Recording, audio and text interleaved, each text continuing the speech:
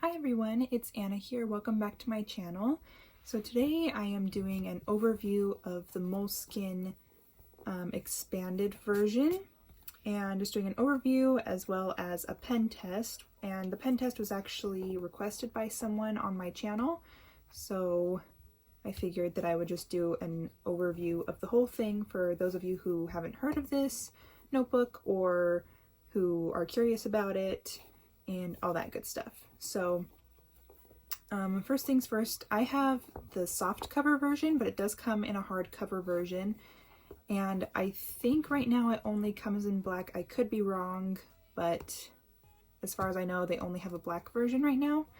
And then it has rounded corners, it has an elastic closure, it has 2 bookmarks, which is really nice. And then let's see,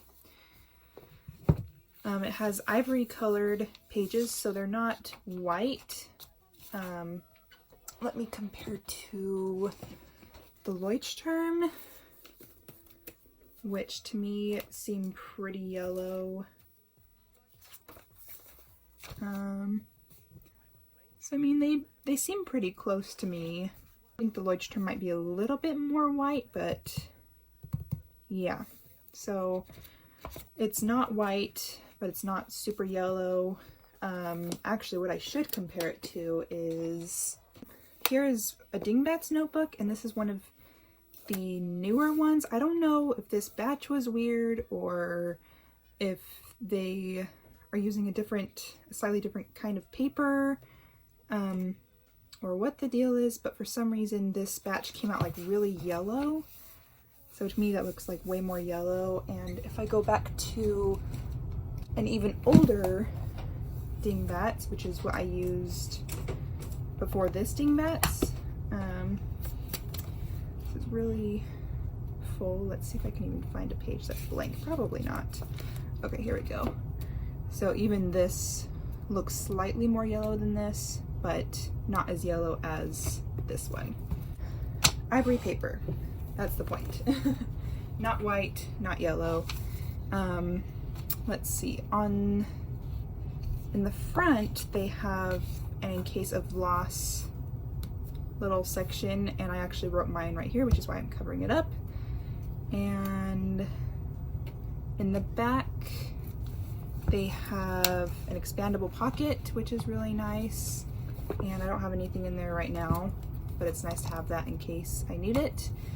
It does open flat, which is really nice, but one issue that I have noticed is since it is such a thick notebook, sometimes writing on the side with fewer pages, it can like dip down, especially as you get closer to the spine.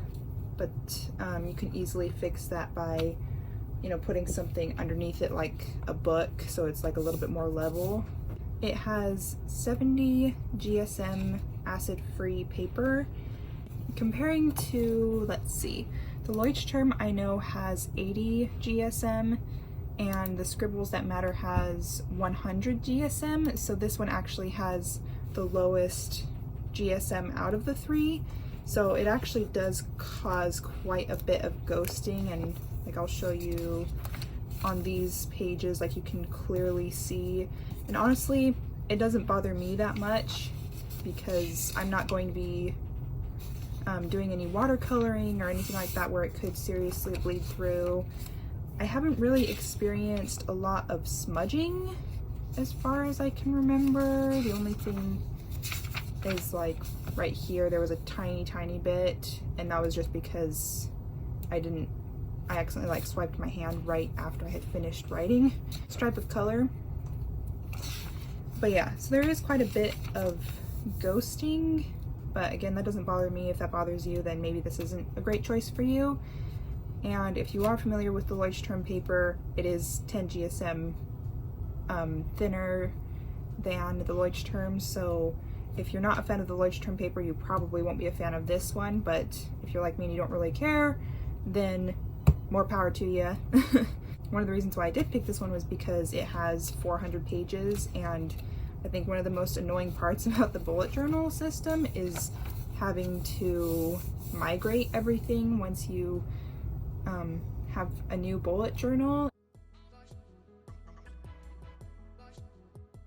But anyway, I'm going to do a pen test, and I grabbed every pen and marker that I could think of that I have on hand, and I'm just going to do a little pen test here, and I will show you the results in a minute.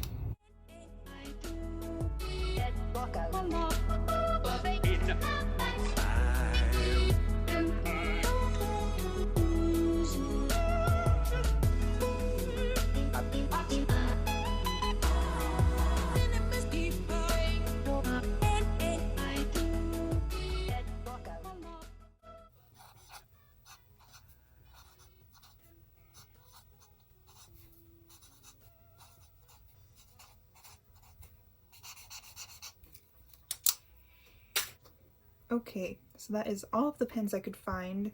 I know I don't have any more Pigma Micron pens besides the plastic nib. I just don't use the finer points. I don't really use fine liners in general anymore, and so that's why I couldn't find one. But the closest thing I could find was the Staedtler Tri-Plus fine liner, which is about the same thickness I know many bullet journalists use. They use a finer point, like the 0.3 millimeters. So just go through the list real quick. I have Faber-Castell Pitt Artist Pen, Staedtler Tri-Plus fine liner, Zebra Sarasa clip, Pigma Micron plastic nib, Zebra Sarasa, Papermate Inkjoy gel pen, a Pilot G2, Tombow brush pen with the soft tip and the hard tip, Zebra mild liner, Crayola super tips, Tombow dual brush pins, Sharpie ultrafine point, and Sharpie marker. And I didn't experience any like smudging with any of these pens, although I know I didn't technically do a smudge test. And then this is the back, so obviously they all ghost really bad. And then the only ones that I really experienced bleeding on were the Tombow brush soft tip, just a tiny bit right here, and then the Crayola super tips, just where like I picked up the marker at the end, I had a little bit of bleed through. The Sharpie ultrafine point, mostly just like where I put down the marker or picked it back up, and then the Sharpie marker, obviously there was a lot of bleeding all throughout. So anyway, that is a brief overview of this Moleskine expanded version. If you have any questions, feel free to leave them down in the comments below. I think I covered everything, but if not, you can catch me there. But anyway, thank you all so much for stopping by and watching. I hope you all are having a great day, and I will see you in the next one. Bye! Gosh.